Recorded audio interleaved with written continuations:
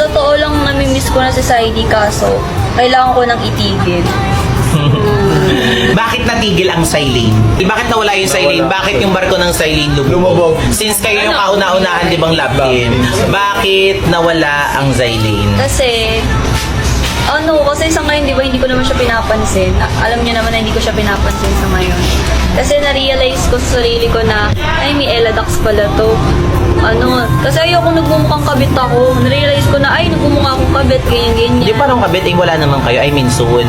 Ganun nga, pero kasi, di niya agad sinabi sa akin, oo, naging pangit yung tingin sa akin. Kasi hindi naman ako ganung tao eh.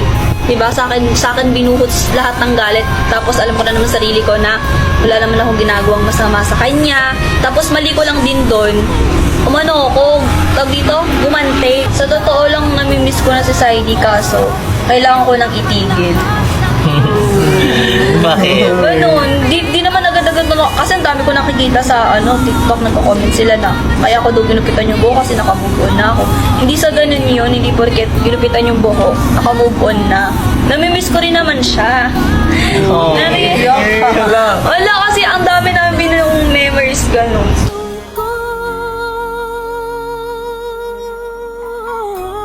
Shalene Yay, may napanood ako. Alam nyo guys, nakita ko na si Eileen sa personal. Di naman pala maganda. Di ko maisip bakit ina-idol nyo yun. Totoo nga ang chismis. May amoy nga talaga siya. Diyos. La, di po ako yan. AI lang po yan. AI? Opo, marami pong ganyan ngayon. Yung mga Ine-edit modus. ka? Opo. Ine-edit ka? Opo, ang dami ko po kasing basher. So, ine-edit ka nila, hindi ikaw to? Hindi po. Bakit ganun sinasabi mo kay Elaine na parang hindi siya maganda sa personal? Eto, kinakausap naman kita, anak ng maayos, ha? So, ba't mo nasasabi yung mga ganun kay Elaine? Wala, hindi. Wala po. Promise po. Ang laki po ng respeto ko po sa inyo, pati po kay Elaine. Pati po kala Ate Aya. Hindi ko po gagawin yan kay Elaine. Oh, ito pa, oh. Mabango pa ako sa kanya, no? At maganda pa. Kung sa pasikatan lang, kaya ko siyang lamangan. Mas talented pa nga ako sa kanya eh. Kaya ko sumayaw, kaya kong umakting, kaya kong kumanta. Ba't ina-idol niyo yun? Alam niyo ba, unang dating ko dito, nakita ko agad yung attention ni Ace, tapos ni Zaidi. Nasa akin agad, napipil ko nga may gusto sila sa akin, di ba? Hindi. AI lang po yan. Ito ba yun? AI lang po yan. Hindi, hindi kami magagalit. Ba't mo siya nasabi? Hindi po, promise po, AI lang po talaga yan. AM lang. Umamin ka na. Opo, ang dami ko pong basher, promise. Ini-edit nga po nila ako yung ahas, tas mukha ko na yung yung ulo. So, hindi ikaw to? Opo, AI lang po yan. Okay. Ito, ituloy ulit natin, ha? Hindi ko lang siya tatapatan, lalagpasan ko pa siya. Gagawin. Grabe ka naman, Shalene. Hindi ko lang siya tatapatan. May competition ba kayo? May labanan ba kayo? Promise po, hindi po ako yan. Promise? Hindi ko po magagawa yun sa inyo. Ang laki po ng respeto ko po sa inyo, lalo na Mukha po. naman nagsasabi siya ng totoo, baby. Mukhang naman, seryoso siya. Totoo? Opo, AI lang po yan. Mabait Edit naman lang pala yun. siya eh. So, hindi siya to. Feeling ko hindi nga siya to. Inedit lang nga. Inedit. Mukhang AI lang nga siya. Oh, kasi naban yung account mo. Oo nga po, may nagawa nga po na account ko eh. Ah, okay. O, sige. Hindi ko ang lahat para ako ang maging star dito sa Malice House. Oh, si Kimi yung nagsalita. Ginagawa mo yung phone. Opo, thank you po. Hala, ba't parang Opo. plastic ata yung Alam nyo guys, nakita Ikaw ba yun? Hindi po, promise po. Yung boses ni Ate Kimi ay Edit. edit din. Opo, nirecord ang lang po galing nila naman. siguro yun. Tas ginaya yung boses. Opo. So, hindi ikaw yon. Hindi po, promise Hindi po. mo kayang gawin kay Elaine yon? Hindi. Hindi mo magagawa sa amin yon? Hindi. Mabait ka? Sobrang bait? Pinakamabait? Ay, mabait naman pala siya. Edit lang pala siguro. Edit lang. At least maliwanag na po sa atin na edited lang naman. yun. AI lang yun. Salamat, Chiling. O sige na, magpahinga ka na doon. So, sana maliwanag na daw sa inyo. AI lang. AI na kaya yun. Feeling ko naman AI lang. Mukhang mabait naman si Shalene. Sige. Okay. AI. Ang OA daw ng cereal matcha crunch na to. Totoo naman, tignan nyo mga kapatid kung gaano ka-OA sa matcha. Wow! Grabe mga kapatid, nasa ilalim lahat ng matcha niya. Grabe! Mga kapatid, pag bibili po kayo nito, make sure nyo po na Creamy. alugin nyo siya or kaya ganun-ganun yung haluin nyo mga kapatid para yung pinaka-cream niya po or yung pinaka-matcha niya is mapunta po sa ibabaw. Okay? Ito pa. Dahil buy one take one siya, ilagay natin yung isa. Tingnan nyo. Okay? Uy! Grabe! Dumidikit! Grabe ha! Alam nyo mga kapatid, nagbabalik to ha. After maubusan ng ilang linggo na stock, ayan, bumabalik siya. Tingnan nyo. Oh. Sige. Ngayon yung sabihin sa akin na hindi creamy to. Mga kapatid, ang dami pang pamilya, pang barkada, nako. Kaya mga kapatid, kung gusto nyo rin ng ganito, nako, sa murang halaga lang makakabili kayo nito, buy one, take one. O, Queenie, halika dito. Kanina ka pa nananakam. Tikman mo, ipandig mo sa kanila kung gaano ka-crunchy ang ating matcha crunch. Si OA na parang ngayon lang titikman. Ah, lapit doon, lapit Ubusin mo doon. yan, ha? Ubusin mo.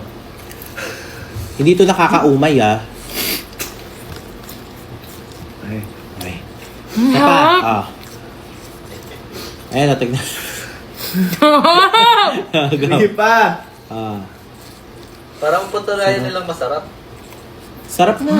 Ah. Sarap. Sa pa. Tama rin hindi. Muna. Ah, lunak. hindi dahil dito kaya naging green yung hair ko, ha. Oh, sarap. Crunchy. Crunchy, matchy, creamy, glazy. Hindi ko kasi alam kung ano yung tamang pronunciation na sasabihin ko. Pero mga kapatid, ayan na, sa murang halaga lang, buy one, take one, dalawang 360 grams. Ang i-click nyo po dyan sa yellow basket, mga kapatid, is yung buy one, take one, para buy one, take one po yung dumating sa inyo, okay? Kaya kung gusto nyo rin ng ganito, ilalagay ko dyan sa yellow basket, i-check out nyo na!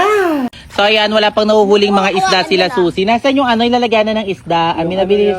Anong tawag doon? Ito, suleb. Oh. Suleb! Ay, wow, patingin! Ito din suleb. Ay, hindi siya sulib. Susi!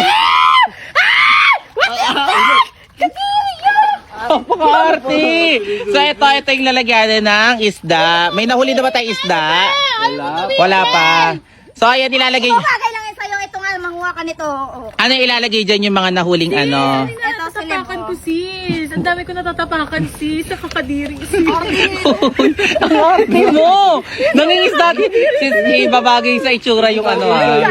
I need to go home na. Kailangan ko na maligo. Dami mong dada. Daming dada. Nangingisda nga tayo! Jimmy, ang basura! yeah! Oh my Nakakainis! It's so... ang kapit! Maghintay ka susi yan. Nakakainis si Susi! G, hala. Bakit? Ano yan? Putik. Hoy, sige na, naghahanap tayo ng isda dito ha. Ay, si mama yung skin ko. Hoy, anak mayaman.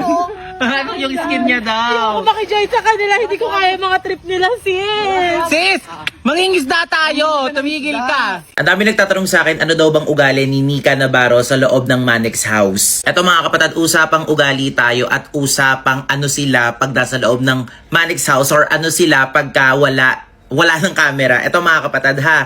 Ito, sa loob ng ilang buwan na nakasama ko kasi si Nika, sa loob ng iisang bahay, iisa lang yung kinakain namin, iisa lang yung mga tinutulugan namin, or sa madaling salita, isang bubong lang kami dahil nakatira kami sa Manix House. Hindi na ako magpatumpik pa. Alam nyo si Nika, pag off cam yan, sobrang bait na bata niyan. At the same time, si Nika po ay sobrang down to earth. At the same time, siya yung tipo ng tao na kahit kailan hindi mo makikitaan na lumaki yung ulo niya. Tapos, until now is mahiyain. Yes po, si Nika po is mahiyain pa rin po until now sa personal. Even po sa amin, pag po nakakasalubong po namin siya or nakakausap po namin siya, sobrang mahiyain. Sabihan mo lang siya ng maganda, nahihiya pa din siya. Parang feeling niya hindi siya comfortable. Tapos sabihan mo siya na ang galing-galing mo, grabe ang layo na narating mo. Nararamdaman ko sa kanya na nahihiya pa rin siya. So, yan mga kapatid ha. So, ano pa ba yung ugali ni Nika? Si Nika kasi talaga, ang masasabi ko talaga sa kanya is mabait siya. Para sa akin ha. Kasi, everyday nakikita ko siya, everyday nakakausap ko rin siya kahit papaano or kinakamusta ko siya. So, tsaka ang nagustuhan ko rin pala kay Nika pagka nagsasalita yung mas nakakatanda sa kanya. Talagang nakikinig siya or kahit sa mga kaibigan siya, good listener din talaga siya. So, deserve ni Nika kung ano man yung narating niya sa buhay niya ngayon. So, yan mga kapatid, sino sa Manix House yung gusto nyong tanungin kung ano sila pag walang camera? Sige nga, i-comment nyo sino sa kanila yung gusto nyong malaman kung anong ugali nila pag walang camera. So, comment nyo lang, bilis!